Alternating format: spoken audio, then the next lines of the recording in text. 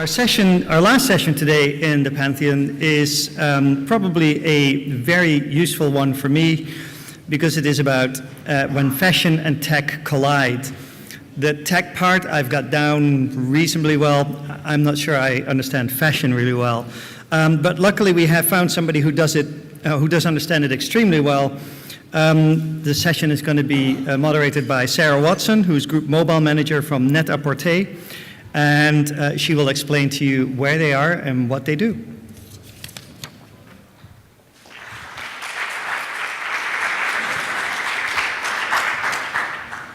Hi everybody, and thank you Martin for the nice introduction. So I'm here today to talk to you about my two favourite things. Number one, fashion, and number two, technology. And also some of the unique connections that are core to our companies, to my company's business, so NetAPorter. So I'm sure many of you are familiar with the NetAPorter group, but just to make sure, I'm going to play you a short video and hope you enjoy it.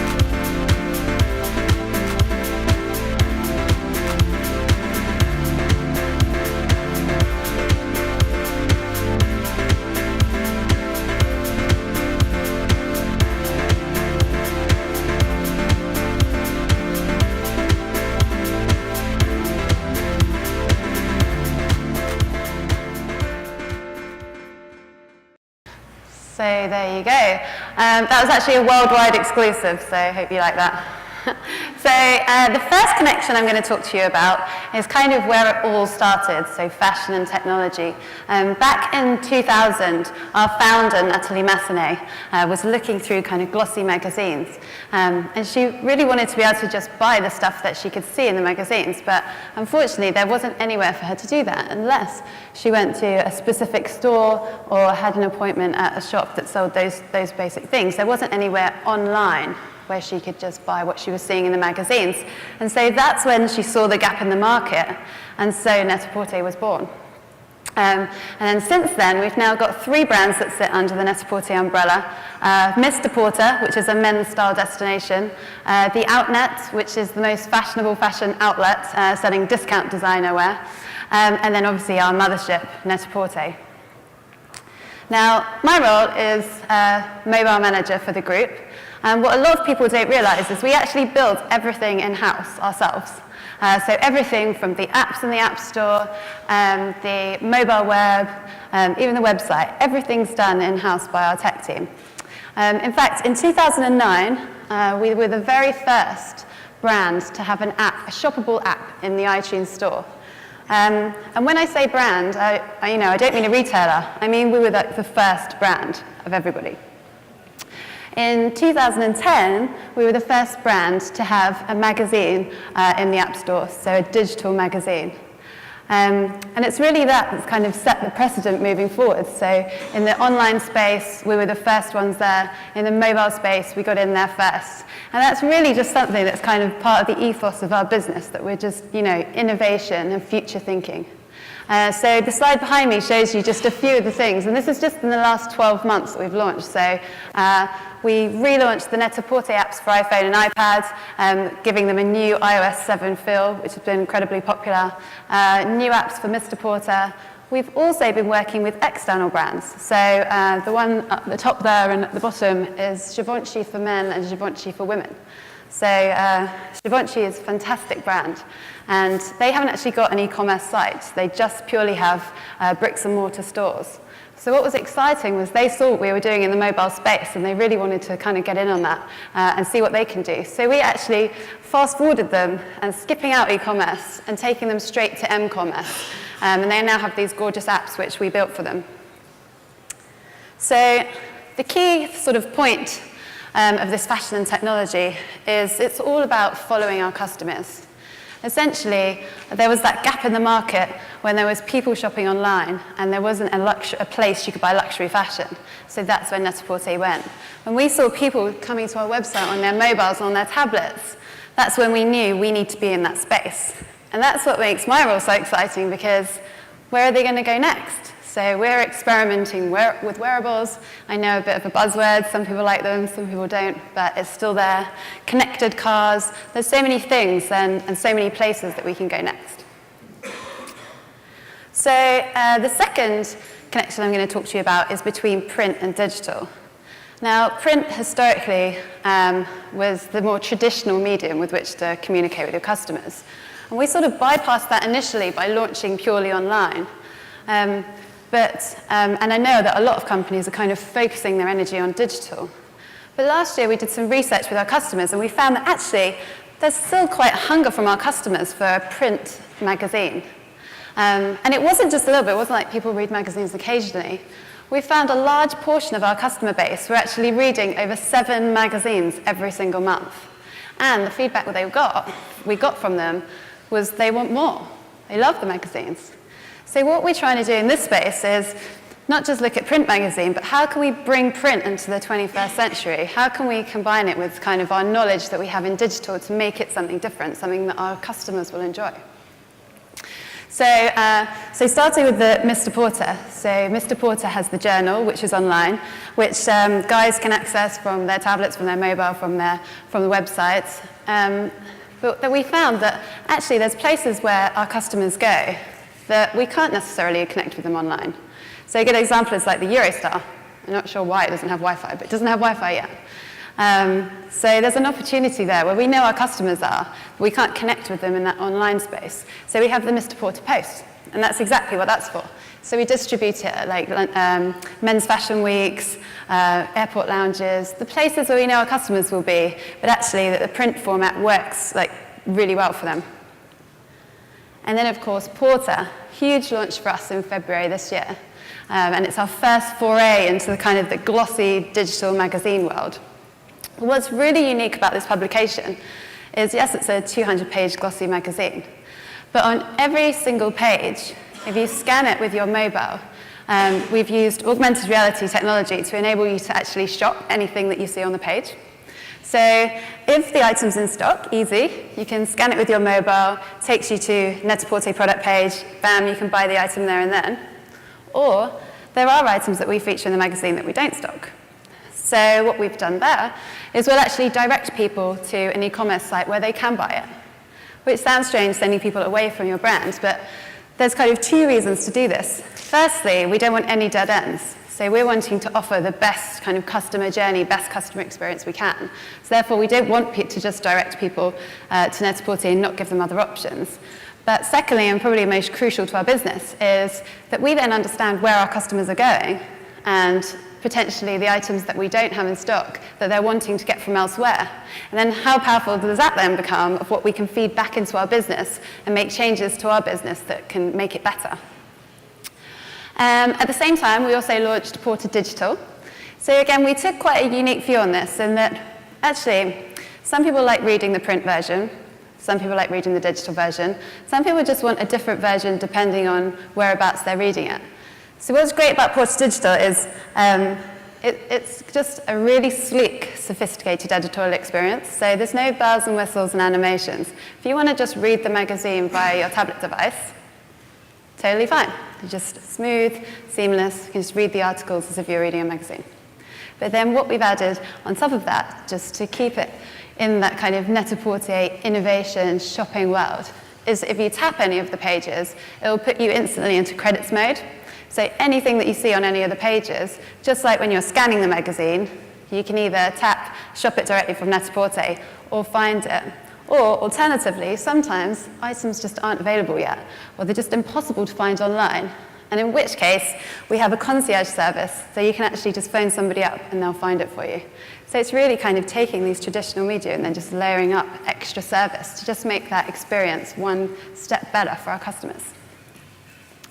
And then just before we launched Porter, we actually launched a little app called IamPorter. Now, this is kind of bringing it back into the customer again. So it's kind of drilling into that idea of like when you were younger, you dreamed of being a cover star. A lot of our customers still are. But also, we have a huge social following. So we thought we could tap into this and create something quite cute to help generate some buzz around the magazine by enabling people to take pictures of themselves. Some people took pictures of their friends. Some people took pictures of the cats and the dogs. But essentially, they could then publish their picture, this cover star, on any of their social media sites. So whether they email it, Facebook, Instagram.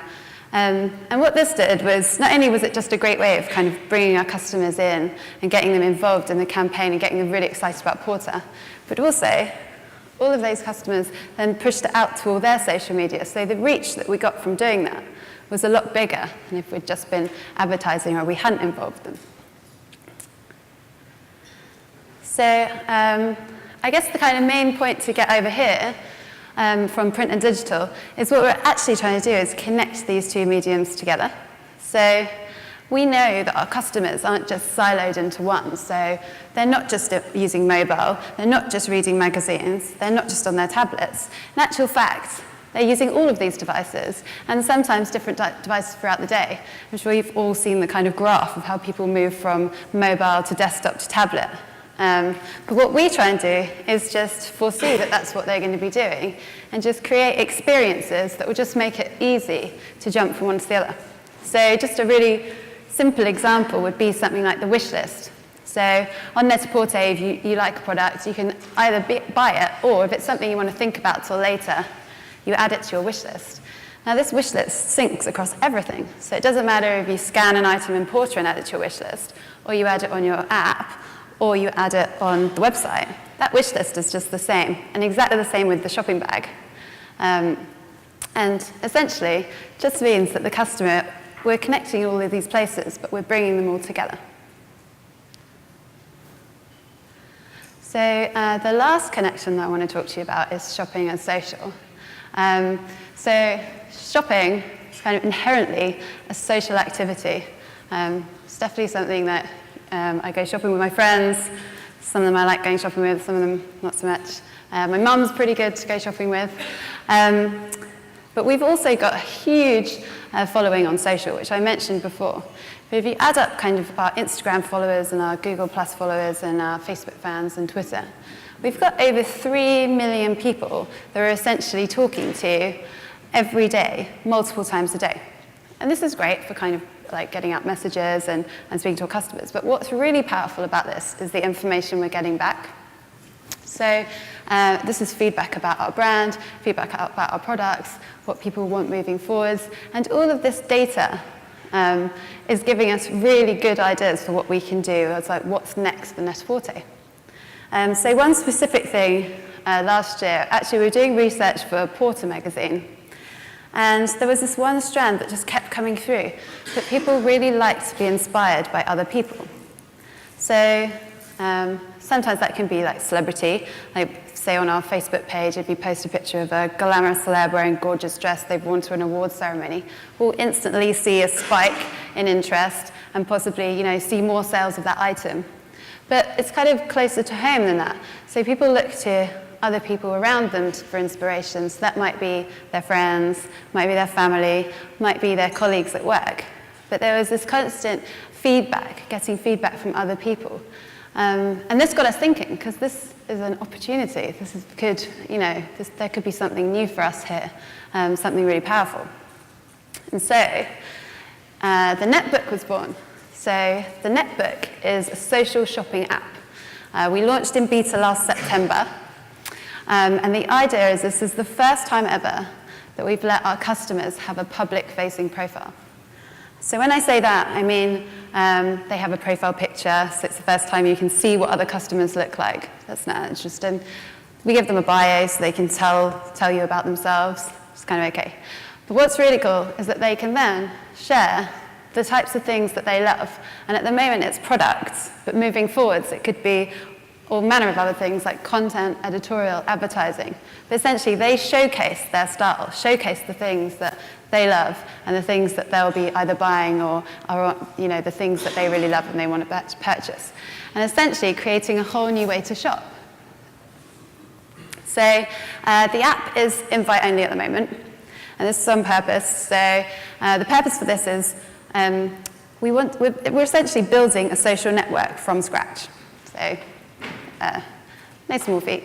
But what we really, really want to do is make sure that the people in our community and the people building this network are the people that are really going to add value, the people that really want to be there, the people that absolutely love fashion. So how we've done that is we've printed these little invite cards and we've distributed them firstly starting at home, starting at NetAPorter, and giving them to all the staff. So all the staff come on board who are interested in this app. We've then given them invites to go and take to their fashion-loving friends. So they've been at fashion weeks handing out these invites. They've been going to buying appointments handing out invites. They've been speaking to designers and handing out the invites. So you see, slowly and organically, we're building up this community of people who love fashion and who are really relevant and who want to be connected. And we've already got some really high-profile users. So we've got a couple of models. Laura Bailey's on there.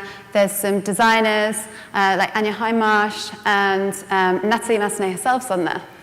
And the idea is that when we do open it up, if we can build up this kind of community, and if we can get these really high-profile users on board and active and engaged, then that will essentially help to attract more people like that and inspire more people. And there's absolutely tons more still to come.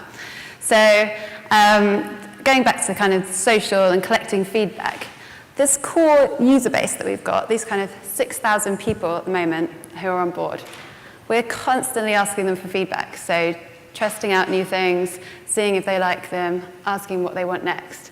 And this is essentially what's going to drive and power our app and going to determine our roadmap of the future. So for something like commenting, loads of feedback about commenting. People just want to be able to tell each other, like, whether they like something, recommend it to a friend. So that's going on a post-it, and it'll go on our wall of things that we need to do. And then suggested users. So we've only got a small user base at the moment, so it's unlikely that everybody that comes on board will find lots of people they know. But the next important thing is to be connected to people that are relevant to them. So what we want to be able to do, it doesn't matter if you're from Hong Kong or Sydney or London, wherever you are, but if you've got similar interests and similar style to other people, it's to be able to connect these people together. And then following on from that, it's opening up to the wider social community. So people have already got profiles on Instagram and on Facebook and all these other social channels. So it's more about how can we then connect it all together. So we're not creating somewhere siloed here. It's actually something that joins up with everything else. So kind of to round up the last point, is being social to us is just about understanding the connection with our customer that it gives us. So not just about joining all the social networks because that's what you've got to do, that's where everybody is, but actually using that data that we're collecting for meaningful things and actually turning it into something else. So just like the netbook. That's something we'll continue to do, is be on all those different social platforms, but also remembering to feed that information back to the relevant departments, because it can be really powerful for different places. And so I guess just to kind of round off the whole thing, and just the two key points I really want to make from this presentation is firstly just follow your customers, and not in a stalkery way, but just that wherever your customers are, then that's where you need to be. And that's what we have, that's what we have as a kind of brand ethos. In fact, we have two. The first one is make the world a more stylish place. Second one, follow your customers. And then number two is kind of where the idea for the netbook came from. It's where Porter has come from. But it's essentially just taking existing platforms and being able to smash them together in order to create something brand new and give you a brand new opportunity to connect with your customers. And that's kind of everything from my presentation, so I hope you enjoyed it. There is probably a bit of time left over. I'm only on Amber, which I think is good. So if anyone does have any questions, then fire away. Hi, I'm Ima Martinez from Zoom Media. I'm actually speaking tomorrow about wearables. First, congratulations. I've been following the company for more than 10 years. And not a surprise, Natalie comes from publishing, so she's gone back full circle. My question is about the NetAPorter campaign, because on purpose, you chose to say on the cover, she is an incredible woman, and we all ended up seeing men and dogs and everything posing, and you did it on purpose. Why did you do that? What have you learned about the madness where men would be quite happy with their face saying she's an incredible woman on the cover? So that's a really good question, actually. When we were creating the app, we wanted the headline to actually emulate what was going to be on the cover of Porter, so it would look the same. So that's why we went with She's an Incredible Woman. And actually, we did have many meetings about it, discussing whether that's appropriate. But essentially, it was a magazine for women, about women. And that was what, that's what the headline on the magazine was, so that's what we went with. But the app's just been updated, so Lady Gaga's on the latest cover, on issue 2. And so the headline's now Art Pop, which is something that she wanted on there. So I think we're going to evolve it. Something quite fun about the app is it started as just, a really simple idea, but it really resonated with our customers. They absolutely loved it. The second one, actually, we've also got Philip Treacy hats, so people can put, these different Lady Gaga-esque hats on themselves. And hilariously, people always find other ways to make it more interesting. They're making the hats into beards, hats into Mickey Mouses, and all sorts. But it's all part of the fun, I think. Thank you, everybody.